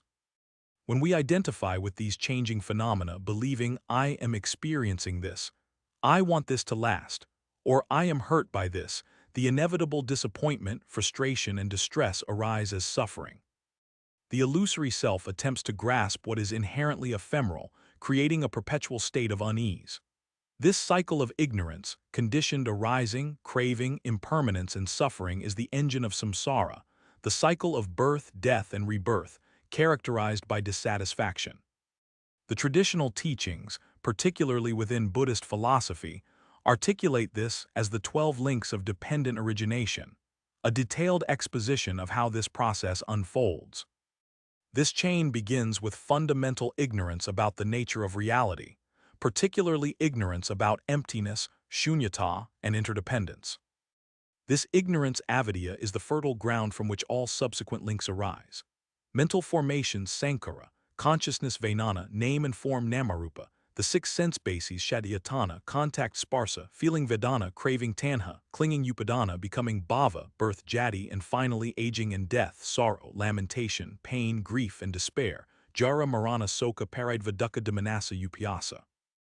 Each link arises dependent on the preceding one, demonstrating the interconnectedness and conditioned nature of all existence, and ultimately, the origination of suffering. However, this is not a deterministic or inescapable fate. The very understanding of this causal process illuminates the path to its cessation. Just as suffering arises conditionally, liberation also arises conditionally. The cessation of suffering, nirvana, is not an external reward but the natural outcome of dismantling the causes of suffering. Liberation occurs when wisdom encounters craving in the presence of sustained effort and ethical conduct. Wisdom, in this context, refers to direct insight into the true nature of reality, impermanence, non-self, and emptiness. This wisdom directly confronts and undermines craving, which is fueled by ignorance. When the mind, through sustained practice meditation, mindfulness, ethical living, and diligent study develops clear insight into how phenomena arise and cease, how the self is a construct, and how all things are interdependent, the basis for craving and attachment erodes. The illusion of a solid, independent self that needs to grasp or reject experiences dissolves. The mind ceases to fuel the fires of desire and aversion, and the cycle of suffering begins to unwind. The Four Noble Truths beautifully encapsulate this dynamic. 1. The truth of suffering dukkha, suffering exists and it is pervasive in conditioned existence. This includes overt pain, the dissatisfaction of change, and the subtle unease of existence itself. 2. The truth of the origin of suffering samudaya. Suffering arises from craving tanha, which is rooted in ignorance avidya and fueled by attachment. 3. The truth of the cessation of suffering nirodha. Suffering can cease when craving and ignorance are completely extinguished. This is nirvana. 4. The truth of the path to the cessation of suffering magga. The way to achieve cessation is by following the Noble Eightfold Path. The Noble Eightfold Path itself is a structured application of dependent origination in reverse, leading towards liberation. It comprises right understanding samaditthi, right thought samasankappa, right speech samaveka, right action samakamanta, right livelihood samaajava, right effort samavayama, right mindfulness samasati, and right concentration samasamadhi. Each of these elements, practiced diligently, cultivates the conditions for wisdom and reduces the conditions for craving. For instance, right understanding involves grasping the Four Noble Truths and the nature of dependent origination, seeing the conditioned arising of phenomena, and the absence of inherent self. Right thought involves redirecting our mental energy away from ill will, cruelty, and sensual desire towards thoughts of renunciation, goodwill, and harmlessness. Right speech, action, and livelihood guide our external behavior, ensuring it does not create further karma that fuels suffering for ourselves or others. Right effort involves the conscious application of energy to prevent unwholesome states from arising, abandon those that have arisen, cultivate wholesome states, and maintain those that have arisen. Right mindfulness is the continuous, non-judgmental awareness of our body, feelings, mind, and mental objects, observing them arise and pass away without grasping. Right concentration is the cultivation of deep states of mental absorption, which stabilize the mind and provide a powerful platform for insight. When these 8 factors are cultivated together, they create the fertile ground for insight to arise and take root. The constant observation of impermanence, the recognition of the constructed nature of the self, and the understanding of interdependence gradually dismantle the habit of grasping. The I that craves, the self that suffers, is seen to be a composite, a dynamic process rather than a fixed entity. This deconstruction is not violent or destructive. It is a process of seeing clearly, of awakening. The practice of mindfulness meditation, a core component of the Eightfold Path, is designed precisely to observe these processes in action. Sitting in meditation, we notice the breath arising and passing. We notice thoughts arising often triggered by sensory input or internal states, and observe them without immediate identification or judgment. We see the desire for a thought to persist or disappear, the discomfort when it does not align with our expectations, the subtle sense of I experiencing these phenomena. With sustained attention, we begin to discern the space between the stimulus and our reaction, the raw sensory data and the conceptual overlay, the impermanent mental event and the imagined enduring self. This process of seeing clearly is a direct counter to ignorance. It is the application of wisdom to the raw material of experience.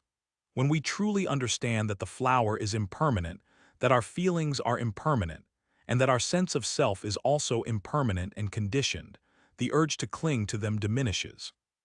The suffering that arises from the mismatch between our desires and the reality of impermanence loses its power. The identification with a solid, unchanging self weakens, as we recognize the self as a collection of ever-changing physical and mental processes. The interaction is dynamic. Craving, born of ignorance, seeks to solidify the impermanent and create a permanent self. Wisdom, born of insight, dissolves the illusion of solidity and permanence, thereby cutting the root of craving. It is like a skilled gardener who, recognizing the conditions for weeds to grow, instead cultivates flowers. The weeds do not need to be fought and destroyed individually. Their growth is simply outcompeted by the flourishing of the desired plants.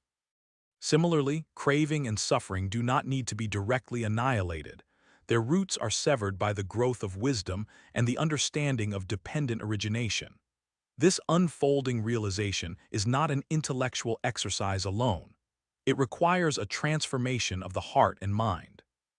It is the gradual purification of our perception, moving from a dualistic view of subject-object, self-other, to a more holistic understanding of interconnectedness. When the boundaries of the self begin to dissolve, so too does the tendency to grasp for personal gain or protection at the expense of others. Compassion naturally arises as we recognize that others, like ourselves, are caught in the same web of conditioned existence, driven by similar desires and fears. The journey is not always linear. There will be moments of clarity followed by periods where old habits reassert themselves. This is why sustained effort is crucial. The sustained in the path to liberation is not about rigid adherence but about persistent, gentle redirection. It is about returning to mindfulness again and again, about gently correcting wrong views, about continually cultivating wholesome states. Each moment of conscious awareness, each act of kindness, each genuine attempt to understand reality more deeply, contributes to the dismantling of ignorance and the cultivation of the conditions for liberation. The cycle of suffering is thus understood not as an indictment of existence, but as a description of a process that can be observed, understood, and ultimately transformed. The absence of inherent existence does not mean that nothing exists or that our experiences are meaningless. Rather, it means that phenomena are dynamic, fluid, and interconnected. Understanding this allows us to engage with life more skillfully, with less attachment, and with a greater capacity for peace and well-being. The seeds of suffering are sown in ignorance. The flowers of liberation bloom in wisdom. The process of dependent origination, when understood, reveals itself not as a trap, but as the very mechanism by which we can awaken. To truly grasp the profound teachings attributed to the awakened one, we must turn our attention inward, to the very nature of awareness itself. At the heart of his analysis lay a fundamental recognition. Consciousness, in its most essential form, possesses no inherent characteristics. It is not defined by what it perceives, nor by the fleeting qualities of its objects. Instead, it is pure potentiality, the fundamental capacity to know, to be aware, a pure luminosity that underlies all experience. This pure capacity to know or be aware stands in stark contrast to the contents of consciousness, which are in a perpetual state of flux. Thoughts arise and dissolve, emotions surge and recede, sensations appear and vanish. These are the transient phenomena that pass through the field of awareness, like clouds drifting across the sky. Yet, the awareness through which these phenomena are perceived remains distinct from them. its essential nature unadulterated by the passing show.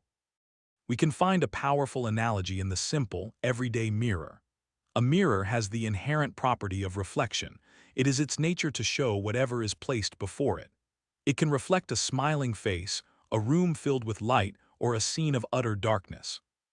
Yet the mirror itself is not transformed into the face, the room, or the darkness it displays. Its reflective capacity remains unaltered and pristine, regardless of the image presented. Similarly, consciousness possesses the capacity to be aware of any experience, be it joy or sorrow, peace or agitation, presence or absence. The mind can register the sharp pain of loss, the intense heat of anger, or the quiet calm of contentment. However, the fundamental quality of awareness itself, the pure knowing aspect, remains untouched and unchanged by the specific nature of the experience it witnesses. It is the unwavering, unchanging ground upon which all ephemeral experiences play out. This deep insight into the formless and immutable nature of consciousness is not merely an abstract philosophical point. It reveals the root cause of suffering. If consciousness is, in its essence, pure and unconditioned, then the suffering arises from our mistaken identification with the ever-changing mental and emotional contents that arise within it. When we believe I am this thought, or I am this feeling of anxiety, we bind ourselves to impermanence. This erroneous identification with transient states creates a profound vulnerability, for when these states inevitably shift, so too does our sense of self, leading to distress and a feeling of loss. The understanding of consciousness as an empty, unconditioned awareness is the key to recognizing that the true self is not found in the fleeting phenomena of experience, but in the very capacity to witness them. This fundamental realization liberates us from the tyranny of impermanence. When we understand consciousness not as a collection of experiences, but as the pure, unconditioned capacity to be aware of those experiences, we begin to see the illusory nature of the self we typically construct. We are not the transient thoughts that flicker through our minds, nor the fleeting emotions that color our days, nor the sensations that arise and pass. These are merely phenomena, like clouds drifting across the sky. The sky itself remains vast, unchanging, and untouched by the weather patterns it contains. This brings us to a core tenet recognized by the Buddha. Consciousness itself has no inherent characteristics. It is not good or bad, happy or sad, solid or empty in the way that its contents are. It is, in its essence, pure potentiality, the ground upon which all experience arises. It is apart from the pure capacity to know or be aware, unlike its contents which are constantly changing. This is a subtle but crucial distinction. The mind grasps at phenomena, a pleasant sensation, a fearful thought, a memory, and tries to define itself by them. I am happy, I am afraid, I am this person with this history. But these are all temporary states, waves on the ocean of awareness. To better grasp this, consider the analogy of a mirror can reflect anything, but the reflective capacity itself is not altered by what it reflects. A mirror placed in a grand palace will reflect its opulence. The same mirror, moved to a humble dwelling, will reflect its simplicity. If it faces a raging fire, it will reflect the flames. If it faces a serene garden, it will reflect the blossoms. Yet the mirror itself, its flatness, its reflective surface remains fundamentally the same. It is not made more or less by what it shows. It simply is the capacity to reflect. Similarly, consciousness can be aware of any experience, but the aware quality itself remains untouched. It is the pure witness. It is the silent observer in the theater of life, watching the play unfold without becoming one of the actors, without being stained by the drama, the comedy, or the tragedy. The joy of seeing a loved one, the sting of betrayal, the dull ache of boredom. Consciousness is aware of all of them, yet the fundamental quality of being aware is not diminished or enhanced by any of these experiences. It is the pure light that illuminates the room, not the objects within the room. This insight into the nature of consciousness reveals why identification with mental and emotional constructs is the root of our suffering. Because we mistakenly believe we are our thoughts and feelings, we become distraught when they change, when they are unpleasant, or when they disappear. If I believe I am this anxiety, then as the anxiety intensifies, I feel myself collapsing, becoming consumed by it. If the anxiety then subsides, I feel a sense of loss, perhaps even a fear of its return. My sense of self becomes intrinsically tied to the shifting sands of emotional states. This is the essence of clinging and aversion, the two primary forces that bind us to the cycle of suffering, samsara. Clinging occurs when we identify with pleasant experiences and try to prolong them, or when we identify with an idea of ourselves and fiercely protect it. Aversion occurs when we identify with unpleasant experiences and try to push them away or escape them. Both are based on a fundamental misunderstanding that our true self is something that can be affected by the transient phenomena of experience. The Buddha's teaching points beyond this mistaken identification. It suggests that the true self, the ultimate reality of our being, is this unconditioned awareness itself. It is the empty space within which everything arises and passes. The term empty, shunyata in Buddhism, does not mean non-existent. Rather, it signifies the absence of inherent, independent existence. Consciousness, in its pure form, is empty of self-nature. It has no fixed shape, no inherent qualities that define it as a particular thing. It is pure potentiality, pure knowing. When we mistake our temporary mental states for our fundamental identity, we create a fragile ego, a hollow construct that is constantly seeking validation, protection, and satisfaction from the external world or the internal landscape of fleeting thoughts and emotions. This ego is like a house built on shifting sand. It is perpetually vulnerable to the storms of life. It fears change because change threatens its very definition of self. It craves pleasure and avoids pain with a desperate intensity, all in an effort to maintain a stable sense of I that, by its very nature, cannot be stable. The practice of mindfulness, as taught in Buddhism, is designed to cultivate direct insight into this nature of consciousness. By gently observing thoughts, feelings, and sensations without judgment or identification, we begin to see them for what they are: impermanent events arising and passing within the field of awareness. We start to discern the difference between the content of experience and the capacity to experience. The thought, "I am a failure," arises. We notice it. We see that it is a thought, a mental fabrication, colored by past experiences and future fears. We don't reject it, nor do we embrace it as truth. We simply observe its arising, its passing, and the unchanging awareness that witnessed it. This process is akin to a detective carefully examining evidence. The evidence, thoughts, feelings tells a story, but the detective consciousness is not the story itself. The detective's role is to observe, analyze, and understand the nature of the evidence without becoming emotionally entangled or claiming ownership of it. The more we practice this detached observation, the weaker the grip of identification becomes. We begin to experience moments of freedom, where the arising of a difficult thought or emotion doesn't send us into a spiral of distress, because we no longer feel that we are that thought or emotion.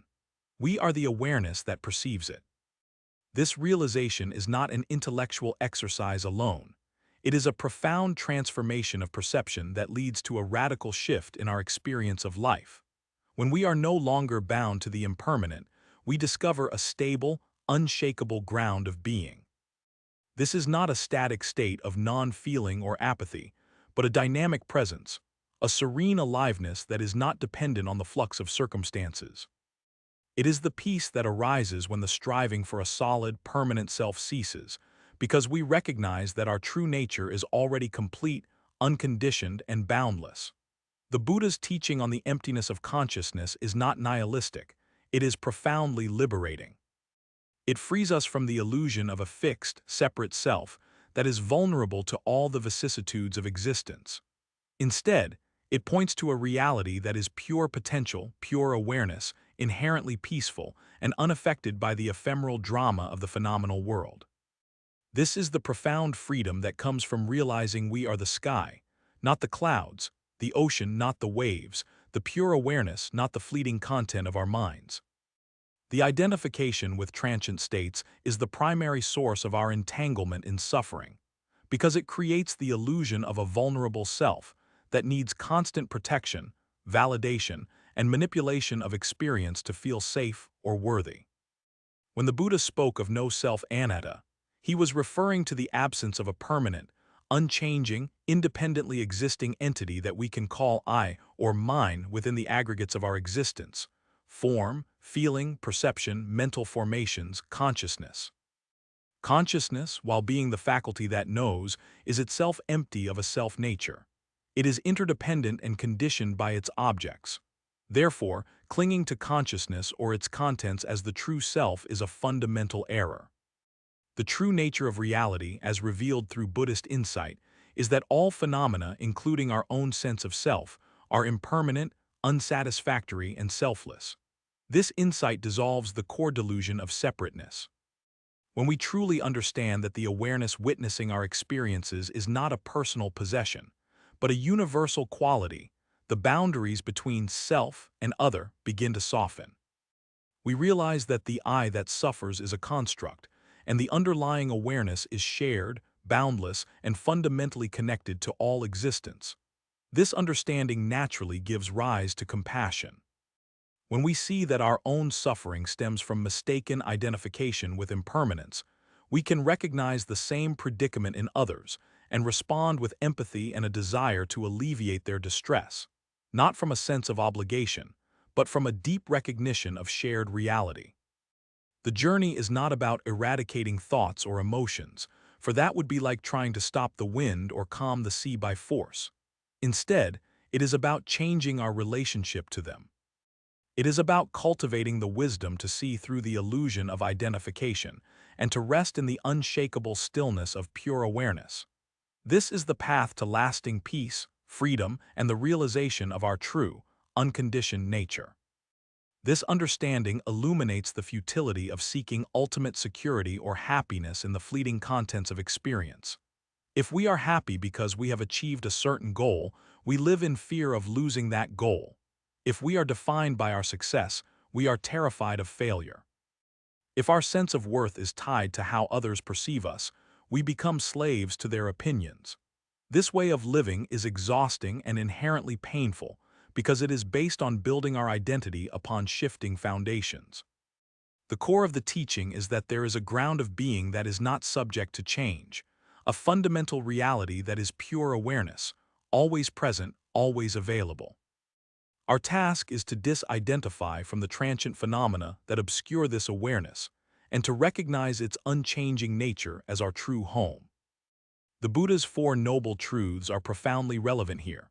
The truth of suffering, dukkha; the truth of the origin of suffering, craving, attachment, ignorance; the truth of the cessation of suffering, nirvana; and the truth of the path to the cessation of suffering, the Noble Eightfold Path. The ignorance highlighted in the second truth is precisely the ignorance of the true nature of consciousness and self, leading to attachment to impermanent phenomena and the construction of a false, vulnerable self. The path involves developing wisdom, ethical conduct, and mental discipline to see through this ignorance, to cease the grasping, and thereby to achieve the cessation of suffering, a state of liberation, peace, and profound clarity, where the true nature of consciousness as empty, unconditioned awareness is fully realized. The realization we have explored, the understanding that truth is not a distant peak to be conquered, but a quiet landscape already present, forms the bedrock of a profound ethical framework. This perspective challenges the very notion of spiritual pursuit as an act of acquisition. It suggests that the highest aim is not to become something special, but to recognize what is fundamentally and eternally true about ourselves and the universe. The subject came to deeply embody this idea, moving beyond the striving for an enlightened state, which itself could become another form of egoic attachment. Instead, the focus shifted to the gentle unfolding of awareness, a simple acknowledgement of inherent presence. This recognition naturally gives rise to a distinctive form of ethics, one that is not built upon external rules or the fear of punishment, nor on seeking social approval. The ethics emerging from this understanding are not derived from divine commandments handed down from above, nor from the shifting sands of social convention. They are instead a direct consequence of clear seeing into the nature of reality, a profound comprehension of impermanence, suffering, and the lack of a fixed, independent self. This way of being emerges organically from a mind that has seen through illusion. The interconnectedness of all existence becomes a tangible truth, not just an abstract concept. When one truly understands how deeply interwoven every being and every event is, the idea of deliberately causing harm to another loses all logical footing. Such actions are not merely morally wrong, they are fundamentally self-defeating, like striking one's own body with a clenched fist. The suffering inflicted upon another inevitably reverberates back, impacting the perpetrator in ways that are often subtle but always real, creating a cycle of pain. Furthermore, the constructed nature of the ego, that seemingly solid sense of I that often benefits from selfish behavior, is fully perceived. When the ego's illusions are seen through, the motivations that drive greed, aggression, or deceit begin to dissolve. The ego's apparent advantage in acting solely for its own perceived benefit is revealed as a delusion. There is no permanent self to truly benefit. This realization loosens the grip of self-centeredness, allowing for actions that are not only ethical but also reflect a genuine well-being that extends beyond the individual. Tifley. The constructed nature of the ego, the sense of a separate, solid self that greed and ambition seem to serve, is revealed as a story, a pattern of thought and sensation we have become habituated to believing in. When the imagined solidity of this self dissolves, so too does the perceived need to defend it, to aggrandize it, or to hoard resources for its sole benefit. The energy previously bound up in maintaining these egoic defenses is liberated, becoming available for engagement with the world in a more open, responsive, and ultimately, more beneficial way. This isn't a matter of forcing oneself to be ethical through sheer willpower or by adhering to external rules. Rather, it is the natural outflow of a mind that has seen through its own deepest illusions. This brings us to the ethics of awakening.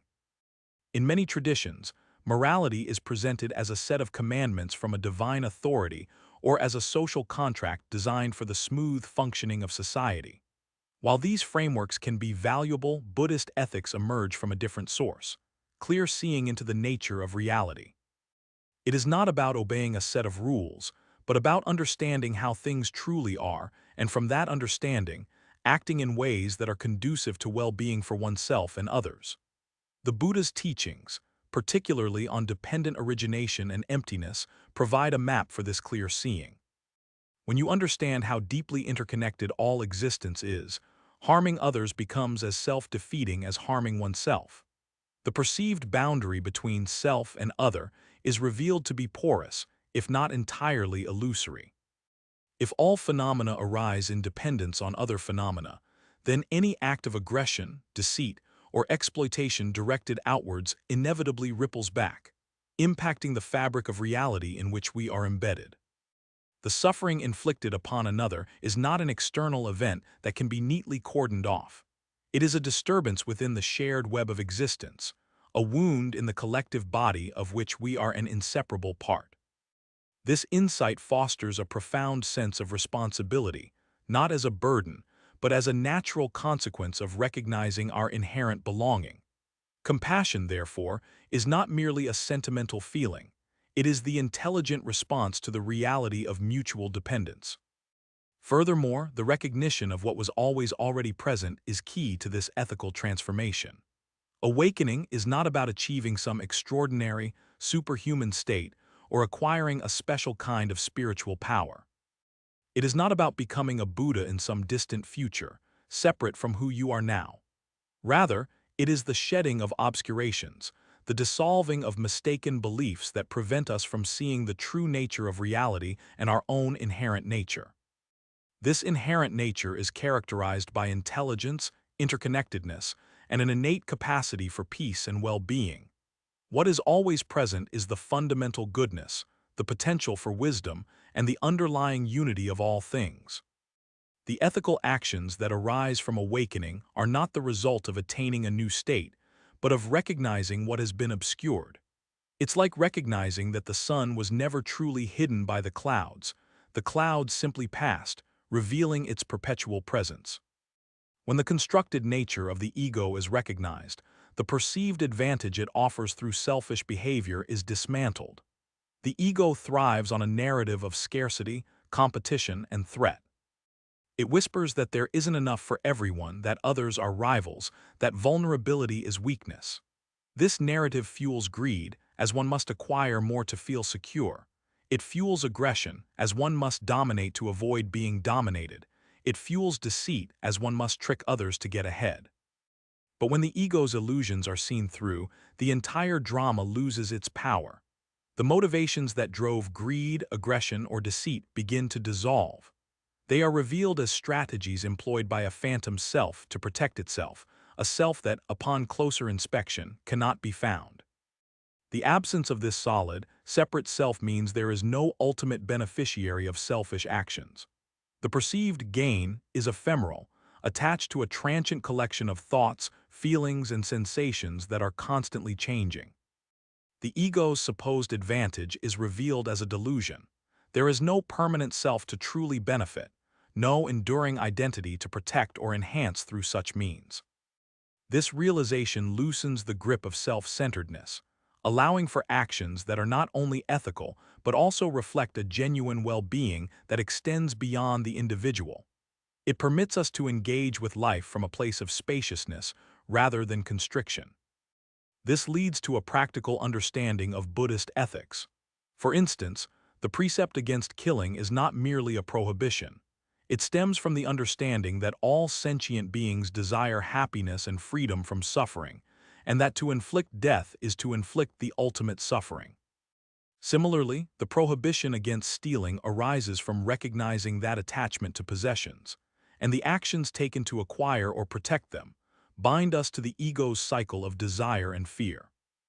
Lying and harsh speech are understood as actions that poison communication and erode trust, further reinforcing the illusion of separation and perpetuating misunderstanding. Sexual misconduct is seen as an act that violates the dignity and autonomy of another, often rooted in the ego's desire for gratification without regard for the well-being of the other. Intoxicants are discouraged because they cloud the mind, obscuring the very clarity needed to see through these illusions and act ethically. These precepts, therefore, are not arbitrary rules but practical guidelines for living in accordance with the reality of interconnectedness and non-self. They are training wheels, designed to help us navigate the world with greater wisdom and compassion, gradually freeing ourselves from the self-imposed suffering that arises from egoic identification and its attendant behaviors. By refraining from actions that cause harm, we cease reinforcing the illusion of a separate self that needs to be defended. Instead, we cultivate a natural inclination towards kindness, honesty, and generosity, recognizing that these qualities naturally foster peace and well-being for all. The ethical landscape of awakening, then, is one of profound simplicity and immense power. It is simple because it rests on the direct recognition of what is, not on complex theological doctrines or rigid moral codes. It is powerful because it arises from the very heart of our being, flowing effortlessly from a mind that is no longer driven by fear, scarcity, or the desperate need for self-preservation. When the sense of I, that is separate from everything else dissolves, so too does the perceived conflict between self-interest and the interest of others. The two become indistinguishable. Your well-being is intrinsically linked to the well-being of the whole. This shift is often described in terms of cultivating the four immeasurables or Brahmaviharas: loving kindness metta, compassion karuna, sympathetic joy mudita, and equanimity upekkha. These are not virtues to be acquired through strenuous effort, but qualities that are already present, waiting to be recognized and allowed to flourish. Loving kindness is the wish for all beings to be happy. Compassion is the wish for all beings to be free from suffering. Sympathetic joy is rejoicing in the happiness and success of others. Equanimity is the recognition that all beings are subject to karma, that things arise and pass away, and that while we can act with kindness, we cannot control the ultimate unfolding of events for others. These immeasurables are the ethical expressions of non-self and interconnectedness. If there is no fixed, separate self, then the impulse to nurture and protect extends naturally to all beings who, like ourselves, are seeking happiness and freedom from suffering. When we see that all beings are caught in the same cycle of impermanence and interdependence, the distinction between my happiness and your happiness begins to blur. The suffering of another is not an alien phenomenon, but a manifestation of the same fundamental conditions that can lead to our own suffering. Thus, the desire to alleviate that suffering becomes a natural expression of recognizing our shared existence.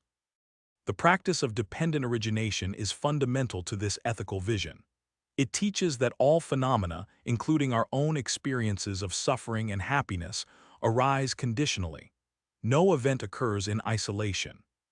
My actions, thoughts, and intentions are part of a vast causal chain, and they influence and are influenced by countless other elements. This understanding dismantles any notion of ultimate blame or inherent sin. Instead, it points to the nature of cause and effect. If suffering arises from specific causes and conditions, then by changing those causes and conditions, we can alleviate suffering. This is not about punishment or reward, but about skillful action. The ethical framework that emerges from this perspective is one of profound practicality. It doesn't demand self-abnegation for some abstract ideal. It points towards actions that genuinely reduce suffering and increase flourishing, both for oneself and for all others. When you act with the understanding of interconnectedness, your actions are inherently ethical because they are aligned with the fundamental nature of reality. There is no ethical dilemma between your own well-being and the well-being of others, because your well-being is interwoven with theirs. This is the essence of ethical awakening, not a transformation into something new, but a radical re-seeing and re-engagement with what has always been. It is the natural unfolding of wisdom and compassion from a heart freed from the delusions of a separate self, allowing for a life lived in authentic harmony with the world. After a lifetime of deep introspection and profound shifts in understanding, the recognition gained did not lead to despair or a withdrawal from the world. Instead, it fostered a fundamental transformation, a new way of engaging with life that was not diminished but profoundly enriched. This perspective shift was not about ceasing to live, but about living with a clarity and authenticity that removed the frantic undercurrents of prior existence, allowing for a more grounded and purposeful engagement with every moment. This evolving understanding had a powerful effect on the underlying anxieties that often propel compulsive behaviors. The constant seeking for validation, the fear of judgment, and the relentless striving for a perceived future state of security began to dissolve. In their place, a spaciousness emerged, an inner quietude that allowed for genuine presence and a freedom from the internal pressures that had previously dictated actions and choices, opening up new avenues for creative expression and meaningful connection. Central to this realization was the dismantling of the ingrained belief in a solid, continuous self that exists independently of the ever-changing conditions of life. For so long, the human experience is shaped by the idea of a stable, unchanging core being, a fixed identity that persists through time and circumstance. This narrative of a singular, enduring self, separate from the flux of the external world and internal states, was recognized not as an ultimate truth, but as a deeply held assumption that created much of the perceived struggle and suffering. This profound insight, however, did not mean that those who embraced it lost all sense of personal identity or became incapable of functioning in the world. They did not cease to recognize themselves as individuals with unique histories, relationships, and capabilities. The capacity for action, for empathy, and for navigating the complexities of social interaction remained fully intact, demonstrating that a deeper understanding of selfhood does not necessitate a loss of effective agency. Rather, the recognition grew that personal identity, while vital for navigating our shared reality, functions more as a useful convention than an ultimate, immutable truth. It is a sophisticated construct, a narrative we build and maintain, a practical tool for communication and social cohesion. This understanding liberated individuals from the rigid adherence to a fixed self, allowing for greater adaptability, compassion, and a more fluid, responsive way of being in the world, free from the illusion of an unchanging, independent core. This understanding liberated individuals from the rigid adherence to a fixed self, allowing for greater adaptability, compassion, and a more fluid, responsive way of being in the world, free from the illusion of an unchanging, independent core. It is crucial to emphasize that this recognition, this dismantling of the fortress of the ego, does not equate to nihilism or a withdrawal from life's vibrant tapestry. Far from plunging individuals into a void of meaninglessness, it initiates a profound and beautiful fundamental shift in motivation. The driving forces that previously dictated actions, often rooted in fear, acquisition, and the desperate need to defend a non-existent solid self, begin to dissolve. When the perceived threat to an independent, permanent entity recedes, so too does the frantic scramble for security and validation. What emerges is a natural inclination towards actions that are intrinsically beneficial, ethically sound, and conducive to the well-being of all. Motivation transforms from a reactive, self-protective stance to a proactive, compassionate engagement with reality. This is not a surrender to apathy, but an awakening to a higher purpose, one that is less about me and more about the unfolding of life itself. This fundamental shift directly addresses and removes the underlying anxiety that drives much compulsive behavior. Think of the myriad ways we try to solidify our sense of self.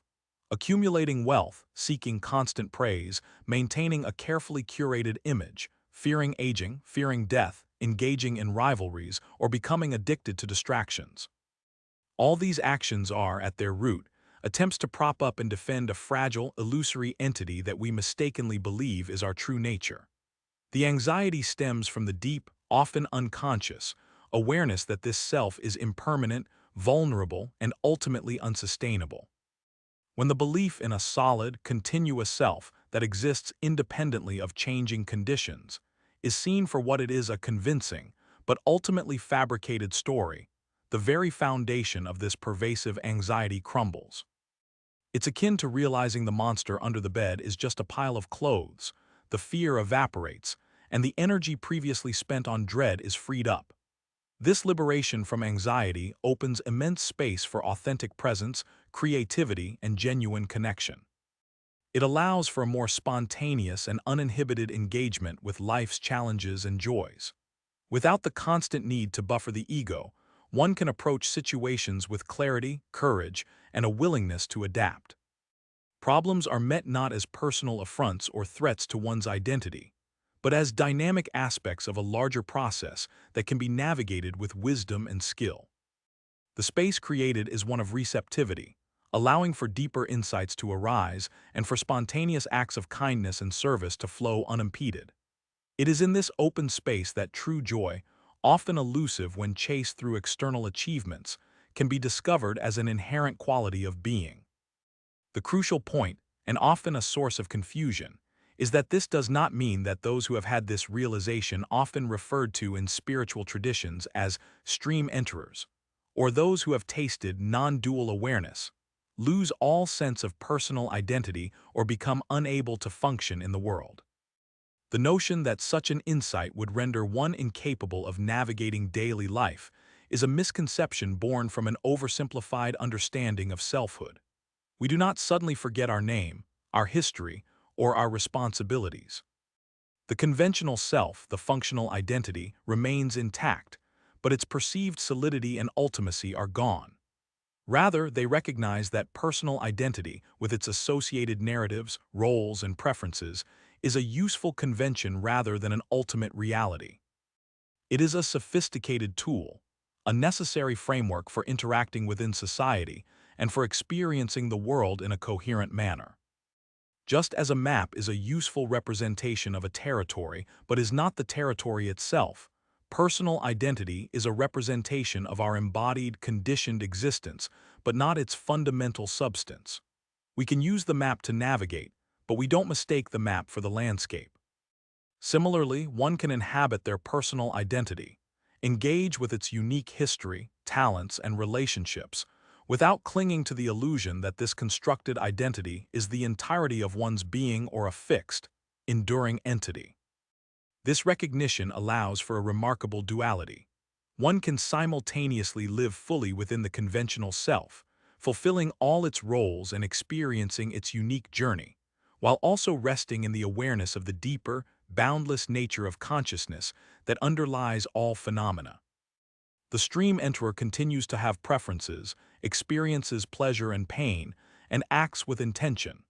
However, these experiences are not interpreted as reinforcing the existence of a separate, enduring self. Instead, they are understood as impermanent events arising within the field of awareness. The I that experiences joy or sorrow is seen not as a solid, unchanging subject, but as a temporary configuration of conditions, a wave on the ocean of consciousness. This perspective fosters an unparalleled resilience. When faced with loss, failure, or criticism, the sting is less potent because the attack is not perceived as striking at the core of one's being. The self that can be wounded or diminished is understood as a construct. This doesn't mean the pain isn't felt. It is, but it doesn't spiral into existential despair. The suffering becomes an object of observation rather than a personal annihilation.